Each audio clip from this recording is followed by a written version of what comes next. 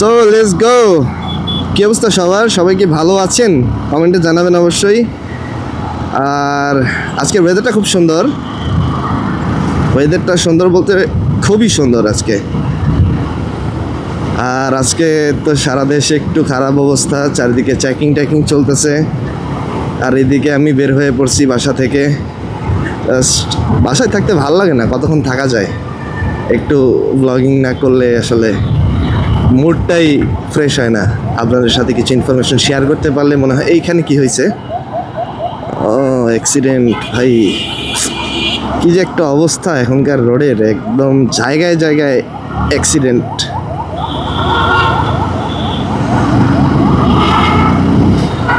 মাঝখানে লেন দিয়ে আসলে ঢুকাটা একটু প্যারা, কারণ এখান থেকে পরে বের হইতে গেলে খুব প্যারা খাইতে হয়।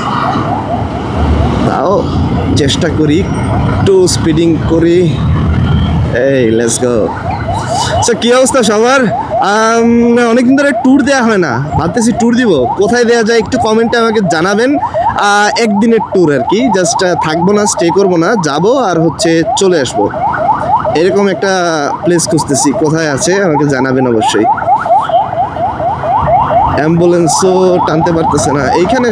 এই জায়গায় কিছুদিন আগে একটা ভিডিও ভাইরাল হয়েছে, জাস্ট গার্ড অফ অনার দিতেছে, একজন লোক যাইতেছে আর দুই সাইড দিয়ে হিউজ পরিমাণে লোক দাঁড়ায় ছিল। জিনিসটা খুব ফানি ছিল, আমি 2-3 বার দেখছি ভিডিওটা। ও আসলে ওভারটেক করা ঠিক না, তারপরেও কিছু করার নাই, রাস্তার অবস্থা বুঝে টানতে হয়। সো ভালো কথা বলতেছিলাম, ট্যুরের কথা। একদিনে কোথায় ট্যুর দেওয়া যায় অবশ্যই জানাবেন।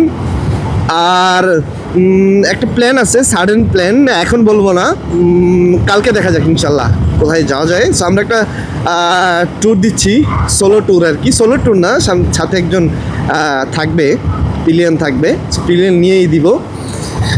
আর এই জায়গাটা আমার কাছে খুবই রিস্কি মনে হয়। দেখছেন অবস্থা একদম রাস্তার সাইডে এই দৌড় মারে, হঠাৎ করে দৌড় মারে। ওই দিনও রাত্রে যাচ্ছিলাম, ওই সামনে দিয়া হঠাৎ করে দৌড় মারছে। ভাই কী অবস্থা! মানে যাওয়ারও তো একটা সিস্টেম আছে না, কি মনে করে যে দৌড়টা দেয় আমি এটাই বুঝি না। আর এটা আমার সব থেকে ফেভারিট জায়গা। ওই যে সামনে কিন্তু দ্য রয়্যাল গার্ডেন। কে কে গেছেন অবশ্যই কমেন্ট করে জানাবেন। রাত্রে এটার ভিউটা সেই। এখন এইটা আসলে এইটার জন্য আমার ফেভারিট না, ফেভারিট এই জায়গাটা তুরাগ নদীর উপরে।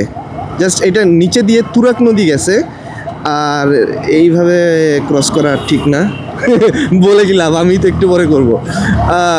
তুরাগ নদীর উপর দিয়ে আসলে এটা গেছে, জাস্ট এই যে নিচে দিয়ে তুরাগ নদী গেছে। ওই যে মসজিদটা দেখা যাচ্ছে, এটা টঙ্গী বাজারের মসজিদ।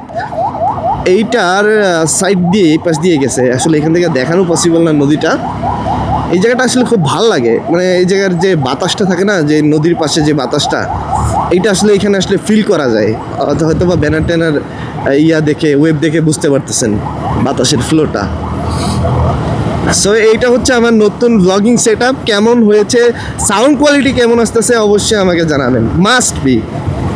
আর উইন্ড নয়েজ কীরকম আসতেছে আমি জানি না মাইকে, কারণ আজকে এটা ফার্স্ট শ্যুট করতেছি আমার সেট আপের পর।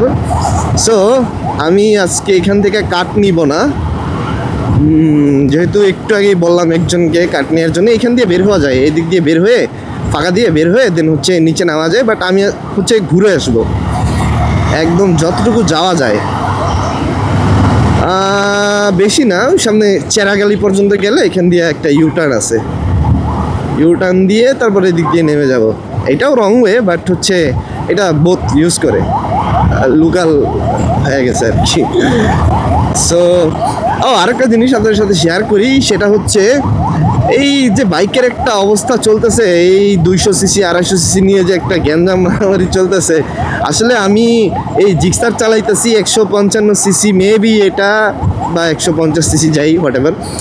এইটা নিয়ে আমি যে ফিলটা পাচ্ছি, আমি লাস্ট আপনার সিভিআর রাইড করছি, দেন আপনার GSXR রাইড করছি, দেন R15 রাইড করছি। বাট আমার কেন জানি এটাতে সব থেকে বেশি কমফর্ট মনে হয়। এখানে কী হয়েছে, আগুন লাগছে নাকি? না, এই সবসময় এই জায়গায় আসলেই ধোয়া মনে হয়। সো এইটার কারণটা কি আসলে আমি আসলে ফাইন্ড আউট করতে পারতেছি না। দেন আমি একটা জিনিস যেটা সবাই আমার কাছে প্রশ্ন করতেছে বের করছি। এই যে হ্যান্ডেল বারটা দেখতেছেন, এটা কিন্তু একটা জিক্সার SF বাইক। হ্যাঁ, এটা কিন্তু কার্বোরেটর না, আগের মডেল না, এটা হচ্ছে new model Gixxer SF 2023 model এটা। হ্যাঁ, এটা হচ্ছে যে 1000 মিলিমিটারের যে ইঞ্জিন অয়েল দেওয়া যায় বড় ইঞ্জিনের, ওইটা। এইটার মধ্যে এই হ্যান্ডেলবার কীভাবে আসলো, এইটা জাস্ট ফুল একটা প্রসিডিওর এটা সেট আপ করছি আমি। হয়তো বা এটার জন্য একটা আলাদা সেপারেট ভিডিও আনবো, এটা সেট আপ কীভাবে করলাম এটার পিছনে। আরে বাপরে বাপ, এইখানে দেখছেন অবস্থা, এই দেখেন, তো অ্যাক্সিডেন্ট হয়ে যাবে এইভাবে চলতে থাকলে। ওকে, এখান থেকে আমরা এখন ইউটার্ন নিব। সো একটু সাইড হয়ে আগে, সাইড হই, এইদিকে যাওয়া যায় এখন। ঢুকাই দিলাম। ও, যা বলতেছিলাম, এই যে হ্যান্ডেল বারটা, এইটা কিন্তু জিক্সার যেটা আছে, এই জিক্সার SF ছাড়া যেটা জিক্সার ABS এর হ্যান্ডেল বার, এটার মধ্যে ইনস্টল করছি এইটা হ্যান্ডেল বার। দেন হচ্ছে এখানে একটা মোটলফের রাইজার আছে, দেন হচ্ছে এই পুরা চাপা, দেন হচ্ছে এটা নিচে যেই রডটা থাকে, নিচে আর একটা থাকে বাটির মতো, ইচ অ্যান্ড এভরিথিং চেঞ্জ করতে হয়েছে। বাট আমার ওভারঅল এখানে 12,000 টাকার মতো একটা খরচা আছে, গেছে এরকমই, মোস্ট প্রবাবলি 12,000-এর মতো একটা খরচা গেছে, 10-12,000-এর মতো।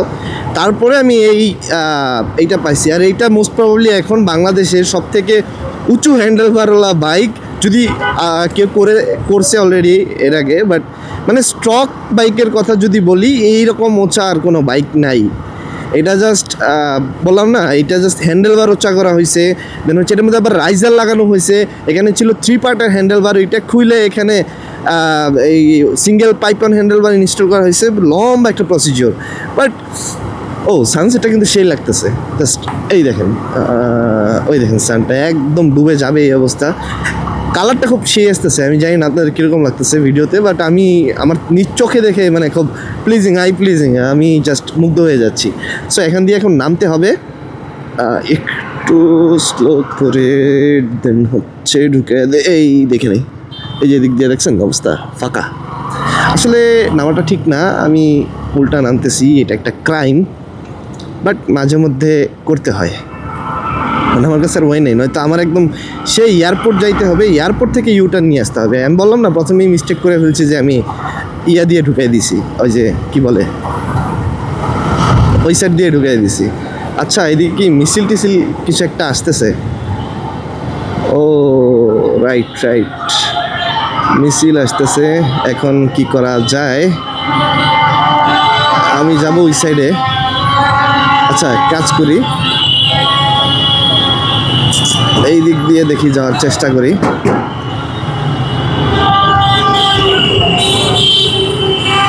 এই দিক দিয়েও রঙে যেতে হবে, কিছু করার নেই ভাই। যেই বাইক আসতেছে মেবি মিছিলই আসছে, আসলে কাদের মিছিল আমি খেয়াল করি নাই। আজকে আবার দেশের পরিস্থিতি এমনি একটু অস্বাভাবিক।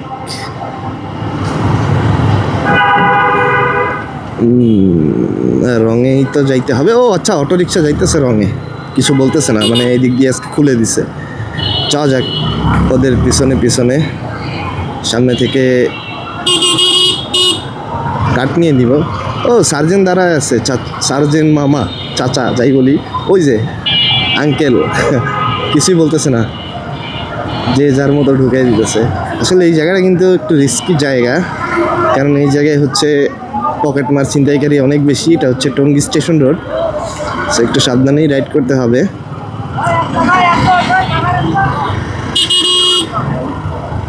এই জায়গায় আসলে অটোদের রাজত্ব, অটোওয়ালারা এই জায়গায় পুরা রাজা।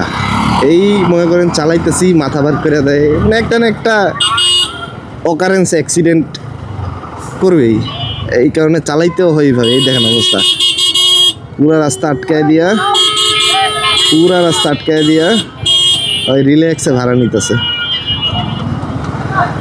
চাই কি করার, আর আমি একটু কাটিং দিয়ে যাই।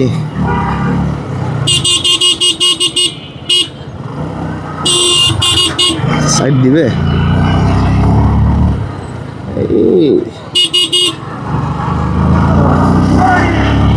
যাক বাঁচা গেল। এই জায়গাটা মানে আমি আজকে খুব তাড়াতাড়ি আসছি, যেই সময়টা লাগছে এইটা মানে বেস্ট সময়। এই এইটা পার হইতে মিনিমাম আপনার হাতে 10 মিনিট সময় নিয়ে আসতে হবে, শুধু এতটুকু জায়গায় অটোওয়ালাদের জন্য। একদম যাইতে আসতে আপনি যেইভাবেই হিসাব করেন ওরা 10 মিনিট সময় খাইয়ে দেবে আপনার। সো কেউ যদি এই রাস্তাটা ব্যবহার করেন টঙ্গী দিয়ে, যদি বাইক নিয়ে আসেন বা প্রাইভেট নিয়ে আসেন, আপনার হাতে 10 মিনিট সময় নিয়ে আসবেন এক্সট্রা। আর অটো হলে তো সবাই নাইমেই যায়, জ্যাম দেখলেই নাইমে যায়। অটো মামারাও বলে যে ভাই নাইমা যান, হাইটা যান এতটুকু, তখন বৈশা থাকবেন, তখন চলে যাবেন। দেন হচ্ছে ওদের সিন্ডিকেট শুরু হয়, ওরা হচ্ছে অটোটা ঘুরে আর নতুন যাত্রী নিয়ে আবার ব্যাক করে। আসলে জ্যামটা যে ওদের জন্যই লাগছে এটা ওরা মানতে নারাজ।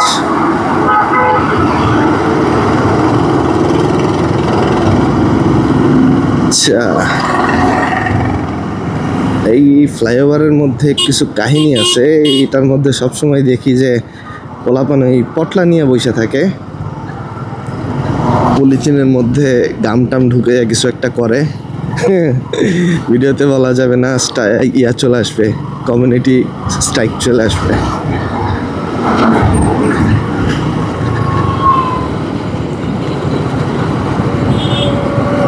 আর এই যে আরেক জায়গা, এইটাও খুব গ্যারিং একটা জায়গা।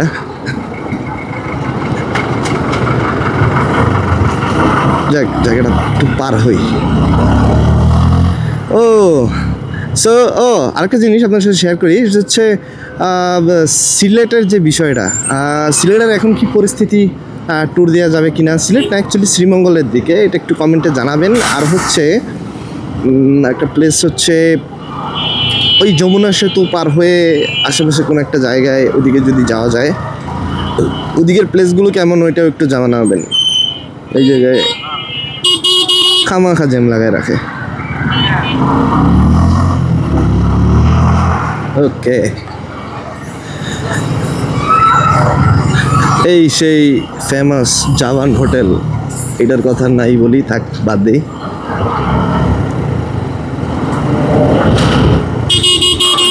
এখন আছি টিএনটি বাজার, আসিনি এখনো সামনে। এইটা আরো ডেয়ারিং জায়গা, অটো রিক্সাদের রাজত্ব চলে এই জায়গায়।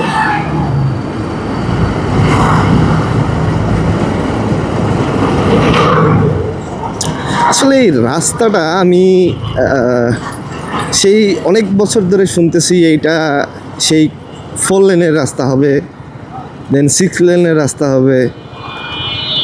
তারপরে এটা বিগত 4 বছর আগে এটাকে জাস্ট মেরামত করা হয়েছে, পুরো রাস্তা উঠায়া 4-5 বছর আগে।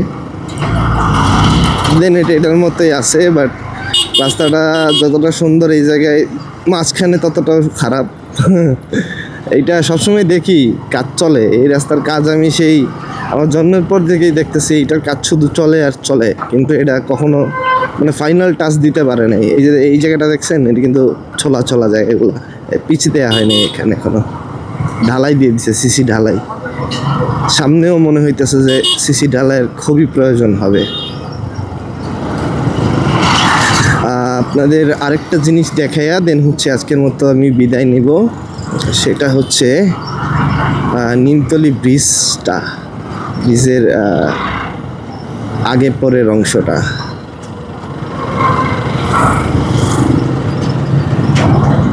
দেখছেন অবস্থা, এই রাস্তার মধ্যে এগুলা ফালানো আসলে ঠিক না, যেইভাবে ফালায় রাখছে।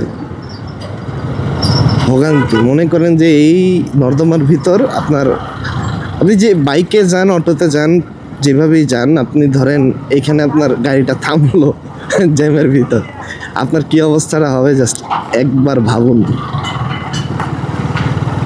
এটা আসলে আমি শেয়ার করতেছি কারণ আমি একবার ফেস করছিলাম। দেখছেন অবস্থা, অটোওয়ালারা কি করে।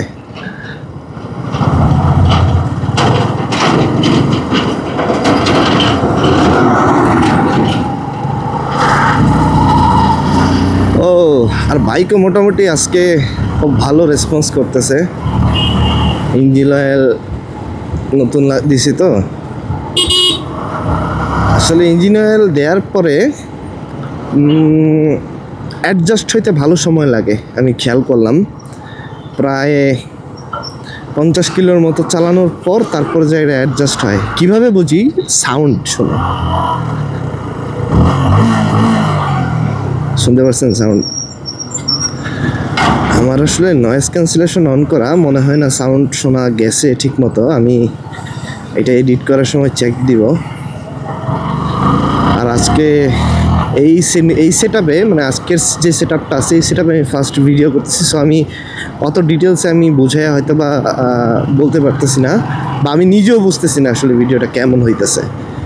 এটা এডিট করার সময় দেখতে পারবো। যদি বেশি ভালো না হয় হয়তো ভিডিও আপলোডই দিব না।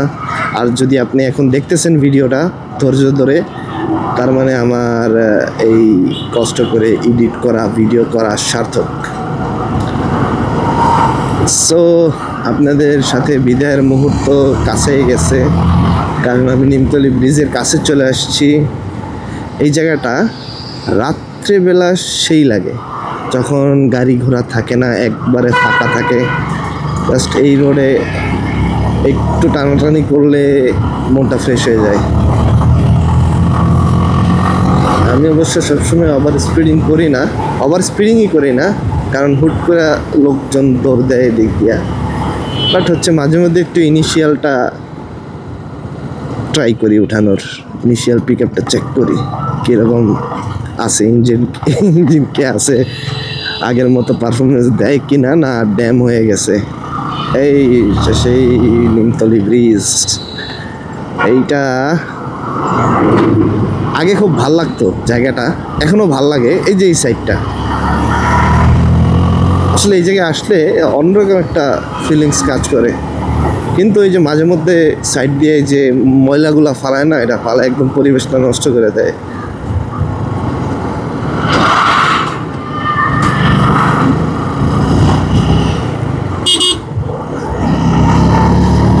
এই তো চলে আসছি।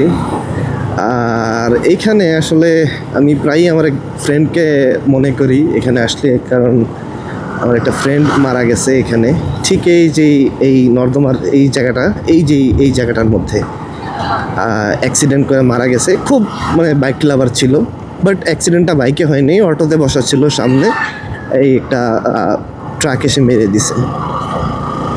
সো আজকে বিদায় নেই এখান থেকেই, আমি একটু ইমোশনাল হয়ে গেছি। ভালো থাকবেন সবাই, সুস্থ থাকবেন, দেখতে থাকবেন আমার ইউটিউব চ্যানেল এবং ফেসবুক পেজ এহসান মোল্লা শাওন। ইউটিউব চ্যানেলটা সাবস্ক্রাইব করে দিবেন, আর এহসান মোল্লা শাওন ব্লগের ফেসবুক পেজটা ফলো করে দিবেন, এবং অনেক অনেক দোয়া করবেন যাতে এই ধরনের কন্টেন্ট রেগুলার করতে পারি, আপনাদের সাথে যাতে ইন্টারঅ্যাক্ট করতে পারি, আপনার সাথে যোগাযোগ রাখতে পারি। ভালো থাকবেন সবাই।